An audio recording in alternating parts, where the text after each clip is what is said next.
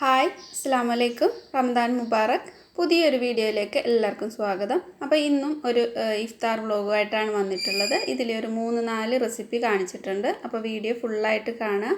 Video ഇഷ്ടമാവുകയാണെങ്കിൽ ഒന്ന് like ചെയ്തേക്കുക. അതുപോലെ സബ്സ്ക്രൈബ് ചെയ്യാത്തവർ സബ്സ്ക്രൈബ് ചെയ്തിട്ടുകൂടി സപ്പോർട്ട് ചെയ്യണേ. അപ്പോൾ ആദ്യം തന്നെ കറി റെഡിയാക്കി എടുക്കുന്നുണ്ട്. മട്ടൻ കുറുമയാണ് റെഡിയാക്കുന്നത്. അപ്പോൾ വെളിച്ചെണ്ണ ഒഴിച്ചു കൊടുത്തിട്ട് കുക്കറിലേക്ക് ഒരു പട്ടയുടെ ചെറിയ പീസും 2-3-4 ഏലക്കയും ചേർത്ത് കൊടുത്തിട്ടുണ്ട്. അതിലേക്ക് ഒരു 2 മീഡിയം സൈസിലുള്ള സവാളയാണ് ചേർക്കുന്നത്.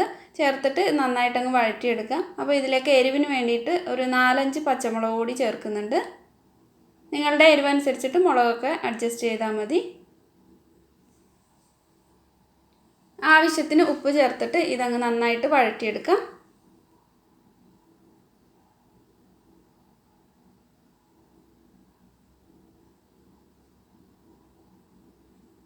സവാള ഇപ്പം കുറച്ചൊന്ന് വഴന്നു വന്നിട്ടുണ്ട്. ഇതിലേക്ക് ഇനി ഇഞ്ചി വെളുത്തുള്ളി പേസ്റ്റ് ചേർക്കാം.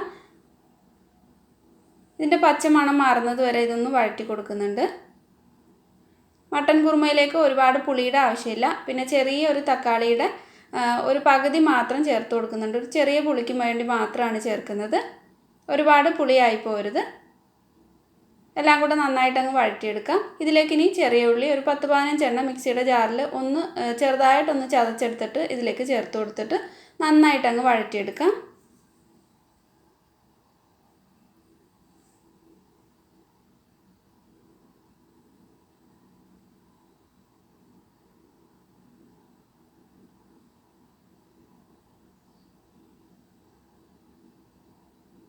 അപ്പോൾ ഇതെല്ലാം നന്നായിട്ടൊന്ന് വഴന്നു വന്നിട്ടുണ്ട്. ഇതിലേക്ക് ഇനി ഒരു 1/2 ടീസ്പൂൺ മഞ്ഞൾപ്പൊടി ചേർത്ത് കൊടുക്കാം.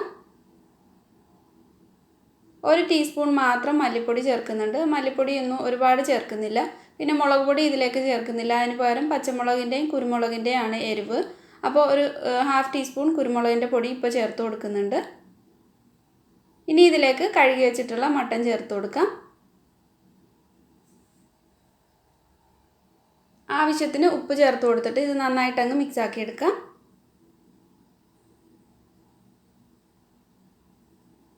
തേങ്ങയുടെ 2ാം പാൽ ചേർത്തിട്ടാണ് ഇത് വേവിച്ചെടുക്കുന്നത്. അപ്പോൾ തേങ്ങയുടെ 2ാം പാലൂടെ ചേർത്ത് കൊടുക്കാം.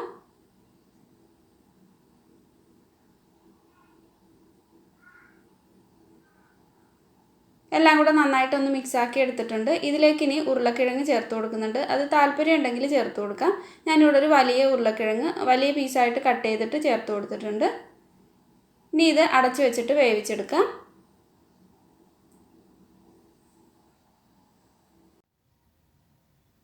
ഇതിലേക്ക് ഒരു 10-15 കാഷ്യൂനട്ട് ഇതുപോലെ വെള്ളത്തിലിട്ടിട്ട് ഒന്ന് കുതിർത്തിട്ട് അരച്ചെടുക്കുന്നുണ്ട്. നന്നായിട്ട് അരച്ചെടുത്തിട്ടുണ്ട്. ഇപ്പോൾ മട്ടനൊക്കെ നന്നായിട്ട് തന്നെ കുക്കായി വന്നിട്ടുണ്ട്.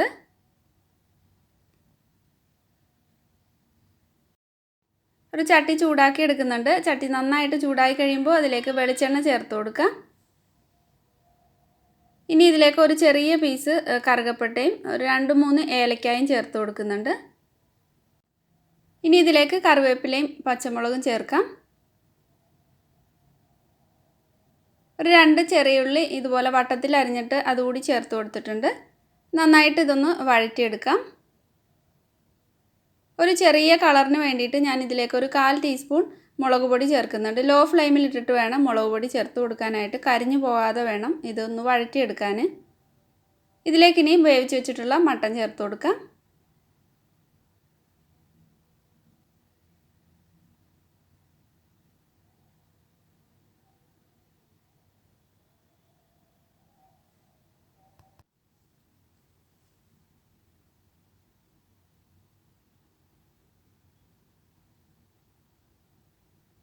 ഇനി ഇതിലേക്ക് 1 ടീസ്പൂൺ ഗരം മസാല ചേർക്കുന്നുണ്ട്.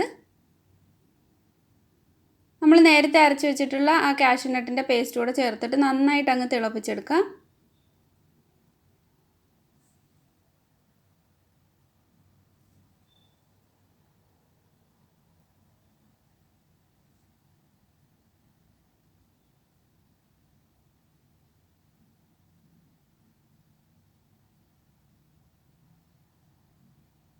ഞാനിവിടെ ഒരു 1/4 ടീസ്പൂൺ കുരുമുളക് പൊടി കൂടി ചേർത്ത് കൊടുത്തിട്ടുണ്ട്. അപ്പോൾ ഇതെല്ലാം നന്നായിട്ടൊന്ന് തിളച്ച് വന്നിട്ടുണ്ട്.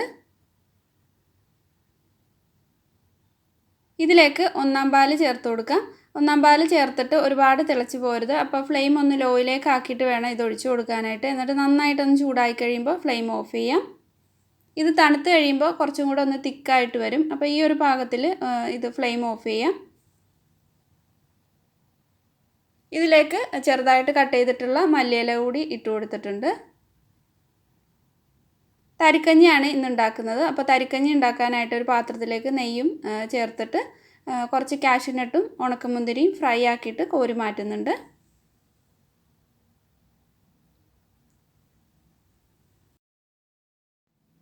ഇനി ഇതിലേക്ക് ഒരു 4-5 ടേബിൾ സ്പൂണോളം റവ ചേർത്ത് കൊടുക്കാം. റവ ചേർത്തിട്ട് ഒന്ന് ചെറുതായിട്ടൊന്ന് ചൂടായി വരുമ്പോൾ ഇതിലേക്ക് തേങ്ങാപ്പാലാണ് ചേർക്കുന്നത്. ഞാൻ തേങ്ങാപ്പാലിലാണ് ഈ ഒരു തരിക്കഞ്ഞി റെഡിയാക്കി എടുക്കുന്നത്. അപ്പോൾ തേങ്ങയുടെ 1-ാം പാലും 2-ാം പാലും 3-ാം പാലും ഒക്കെ മാറ്റി വെച്ചിട്ട് 3-ാം പാലാണ് ആദ്യം ചേർത്ത് കൊടുക്കുക. ഇതിലേക്ക് ഇനി മധുരത്തിന് ആവശ്യമായിട്ടുള്ള പഞ്ചസാര ചേർക്കാം. ഞാനിവിടെ ഒരു 4-5 ടേബിൾ സ്പൂൺ പഞ്ചസാര ചേർക്കുന്നുണ്ട്. ബ്രൗൺ ഷുഗറാണ് ചേർത്തിട്ടുള്ളത്. ഇതിലേക്ക് കുറച്ച് മാത്രം ചവ്വരി ഒന്ന് കഴുകിയിട്ട് ചേർത്ത് കൊടുക്കുന്നുണ്ട്. ഞാൻ തരിക്കഞ്ഞിയിലേക്ക് ചവ്വരി ചേർക്കാറുണ്ട്. പിന്നെ ഒരു 2 നുള്ളു ഉപ്പ് കൂടെ ചേർത്ത് കൊടുത്തിട്ട് നന്നായിട്ടങ്ങ് തിളപ്പിച്ചിട്ട് കുക്ക് ചെയ്തെടുക്കാം. ഇതിലേക്ക് 2-ാം പാലും ചേർത്ത് കുറച്ച് ഏലക്കാപ്പൊടിയും നേരത്തെ ഫ്രൈ ആക്കി വെച്ചിട്ടുള്ള കാഷ്യൂനട്ടൊക്കെ ചേർത്ത് കൊടുക്കാം. ഒന്ന് നന്നായിട്ട് തിളച്ച് കഴിയുമ്പോൾ ഇതിലേക്ക് 1-ാം പാലൂടെ ഒഴിച്ചിട്ട് തീ ഓഫ് ചെയ്യാം.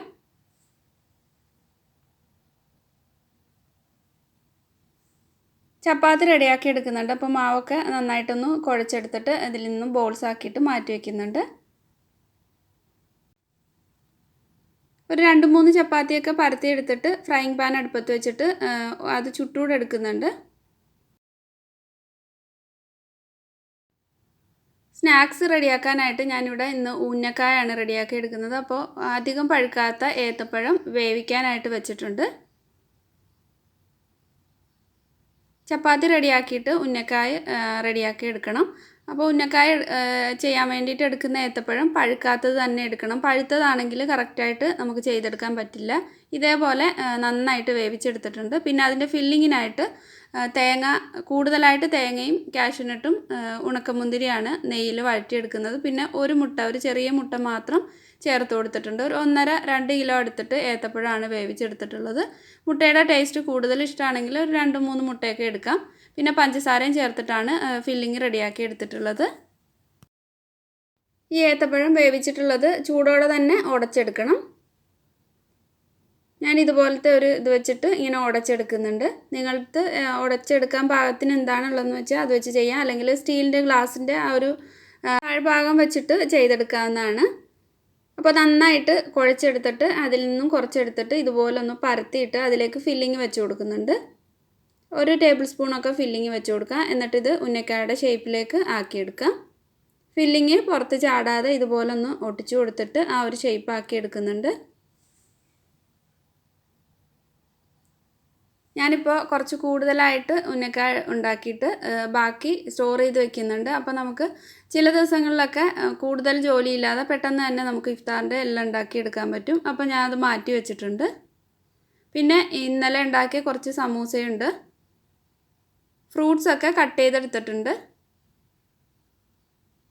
ഇനി ഒരു ഇഫ്താറിൻ്റെ ഡ്രിങ്കിന് വേണ്ടിയിട്ട് ഞാനിവിടെ ക്യാരറ്റ് നന്നായിട്ട് വേവിച്ചെടുത്തിട്ട് പഞ്ചസാരയും ചേർത്തിട്ട് മിക്സിയിൽ നന്നായിട്ട് അടിച്ചെടുത്തിട്ടുണ്ട്.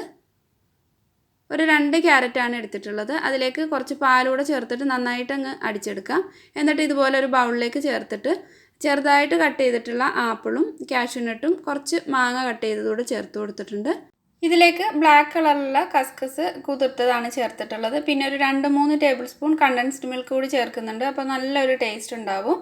ആവശ്യത്തിന് പാലും ചേർത്ത് ഐസ് ക്യൂബ് ഇട്ടിട്ട് ഇത് ഡ്രിങ്ക് റെഡി ആയിട്ടുണ്ട്.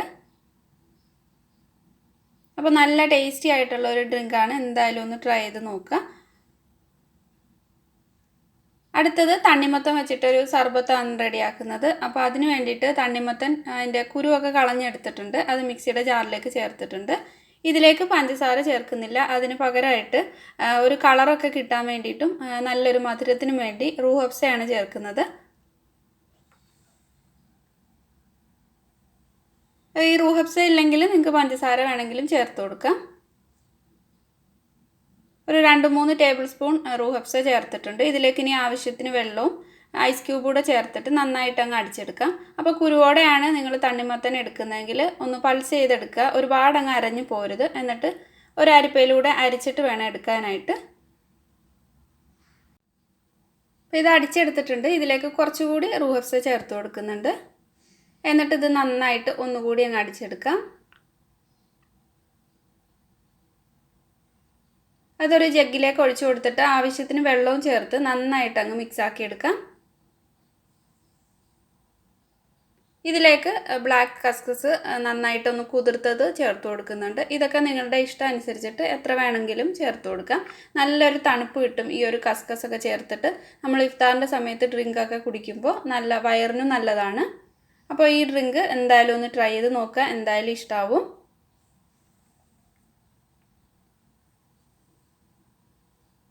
സ്നാക്സ് ഒക്കെ ഫ്രൈ ആക്കാനായിട്ട് ഞാനിവിടെ കുറച്ച് ഓയിൽ നന്നായിട്ട് ചൂടാക്കി എടുത്തിട്ടുണ്ട്. എന്നിട്ട് ആദ്യം ഉന്നക്കായ ഫ്രൈ ചെയ്തെടുക്കുന്നുണ്ട്. അത് കഴിഞ്ഞിട്ട് സമൂസയും ഫ്രൈ ആക്കി എടുക്കാം. അപ്പോൾ കുറച്ച് നേരത്തെ തന്നെ ഈ ഒരു സ്നാക്കൊക്കെ ഉണ്ടാക്കിയിട്ട് ഫ്രിഡ്ജിലേക്കൊക്കെ വെച്ച് കഴിഞ്ഞാൽ നമുക്ക് ഇഫ്താറിൻ്റെ സമയമാകുമ്പോഴത്തേക്ക് ചൂടോടെ തന്നെ ഇത് ഫ്രൈ ആക്കി എടുക്കാൻ പറ്റും.